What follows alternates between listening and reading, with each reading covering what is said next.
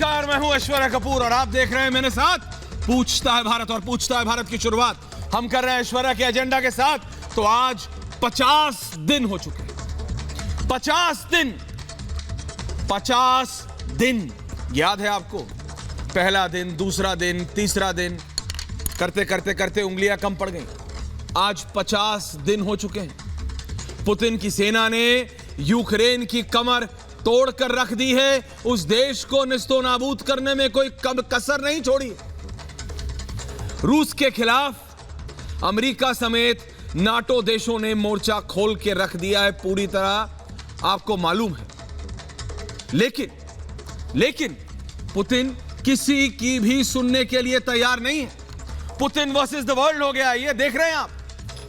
एक तरफ ये फॉर्मर केजीबी एजेंट और दूसरी तरफ ये दुनिया के बड़े बड़े बड़े बड़े धुरंधर। गिनिए जरा। Joe Biden, Boris Johnson, Emmanuel Macron, German chancellor, गिनते रहिए। ये लिस्ट इतनी बड़ी है, यहां से यहां तक देख रहे हैं आप। एक लोग देखिए। और ये अकेला है भाई, ये अकेला अपने टशन में है। मैं लिटरली बता रहा हूं। He said,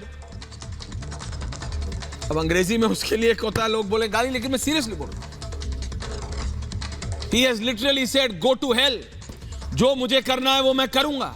जो पहले दिन कहा था मैंने, जिसकी लाठी उसकी भैंस के फॉर्मूले पे चल रहे हैं। रूसी राष्ट्रपति वो दिख रहा है आज। वो कह रहे हैं मेरे पास ताकत है, ले गाड़ दिया मैंने खूंटा। वो ही होगा जो मैं कहूंगा। भाई, एक आदमी के खिलाफ पूरी दुनिया खड़ी है literally. Can you imagine? Can you see this? अगर उस ग्राफिक पे वापस जाएं गरिमा जी, तो ये सिर्फ फिगर हेड्स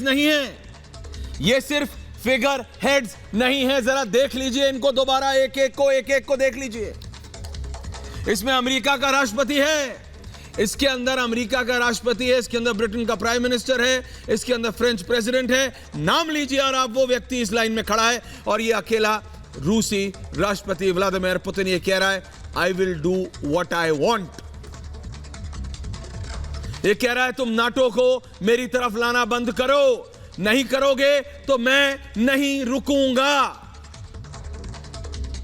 एक आदमी आया था अमेरिका से, ब्रिटेन से, फ्रांस से, जर्मनी से। रशिया नहीं कर सकता, कुछ नहीं कर सकता। पुतिन हार गया, पुतिन ने हार मान ली। पुतिन ये कर रहा है, पुतिन वो कर रहा है। पुतिन तो हिरन के खून से नहाता है, पुतिन तो 2 गिलास दूध पीता है। लोगों ने क्या नहीं। मैं सिर्फ इतना कह रहा हूं बॉस, व्लादिमीर पुतिन ने एक बात ये साफ कर दी है। वो नुकसान झेल रहा है।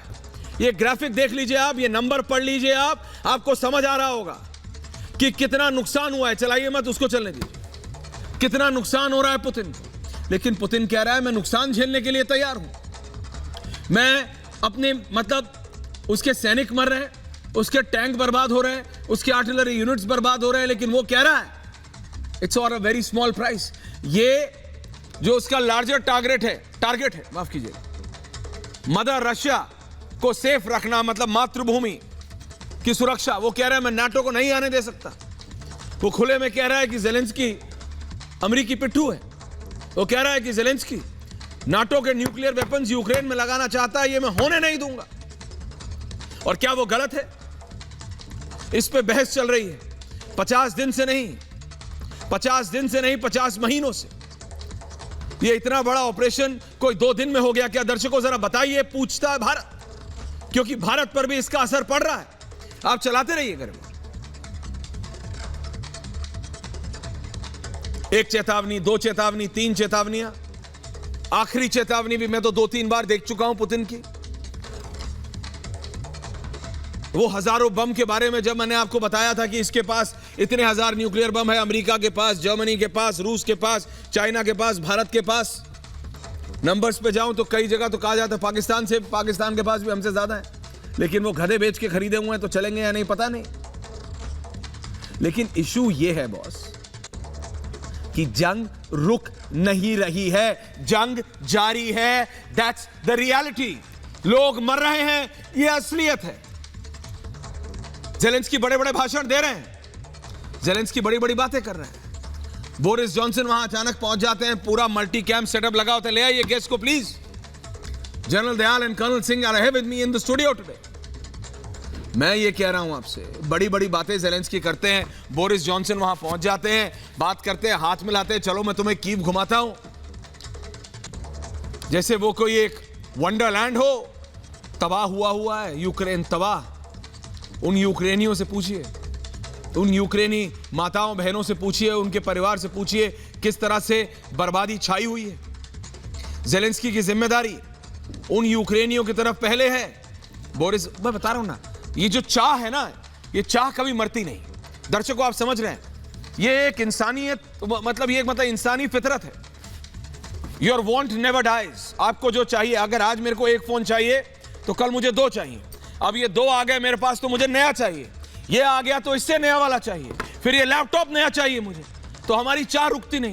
तो ज़ेलेंस्की अपने देश के पहले कॉमेडियन थे, फिर नंबर 1 कॉमेडियन की चाह है, फिर उन्होंने कहा कि वो मैं नंबर 1 कॉमेडियन से मैं नेता बनूंगा, वो नेता से राष्ट्रपति बने, अब राष्ट्रपति से उन्हें लग रहा है बॉस ये मौका है, इट्स अ चांस, चांस पे डांस कर लो, चांस पे डांस कर लो। उनको लग रहा है कि ये मौका है, इसी मौके की तो तलाश होती है किसी भी नेता को, वो उनका मानना है। उनके अपने क्रिटिक कह रहे हैं कि अगर ज़ेलेंस्की अपने आप को विश्व शांति दूत बनाने के अलावा ये सिर्फ सोच लें कि जिन लोगों ने उनको वोट करके 73% वोट से जीते थे, उन 73% यूक्रेनियन की अगर वो जिम्मेदारी कर लें तो ये जंग पिछले, मतलब जब ये शो खत्म होगा उससे पहले जंग खत्म हो सकती है। एक बात कहनी है कि NATO विल नॉट एक्सपैंड, एक बात, एंड रशिया विल गो। क्या वो बोलेंगे? नहीं बोलेंगे। क्यों नहीं बोलेंगे? क्योंकि उसमें उनकी नाक समझते हैं ना, अहम, वो कटता है। वो कहते हैं नहीं, वो जो अर्नब ज़ेलेंस्की इंटरव्यू था, आपने नहीं देखा तो जरूर देखिएगा, लेकिन उसमें वो पूछते हैं, साफ पूछा Arnab, why are you not taking care of your own people?